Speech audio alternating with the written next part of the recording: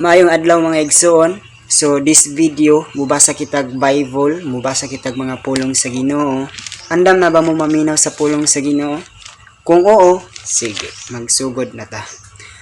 Una natong basahon kining Mateo 1 ngadto sa 2. Ang pagkataho ni Hesukristo. Mao kini ang kaagi sa pagkataho ni Hesukristo. Ang iyang inahan nga si Maria ni adtong panahona gitakda nga naminyo kang Jose.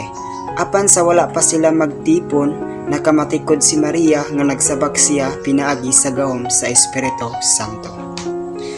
Si Jose nga iyang pamanhunon tawo nga matarong og dili buot nga pagkaulawan niya si Maria atubangan sa mga tawo.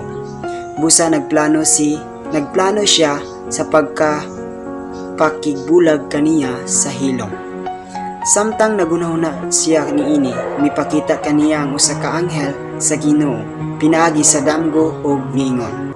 Jose, kaliwat ni David, ayaw kahadlok sa pagpangasawa kang Maria, kay siya nagsabak pinaagi sa gahom sa Espiritu Santo.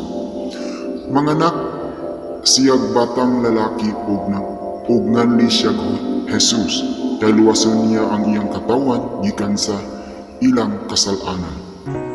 O kining tanan nahitabo aron matuman ang gingon sa Ginoo pinaagi sa propeta. Ang usa ka putli nga batanong babayi magsabak unya manganak og batang lalaki. Nganlan siyag Emmanuel, nga sa ato pa ang Dios aniya uban kanato. Busa sa pagmata ni Jose gituman niya ang gisugo sa anghel o gipangasawa niya si Maria. Apan wala niya hilabti si Maria hangtod nga siya nanganak unya gihinganlan ni Jose ang bata nga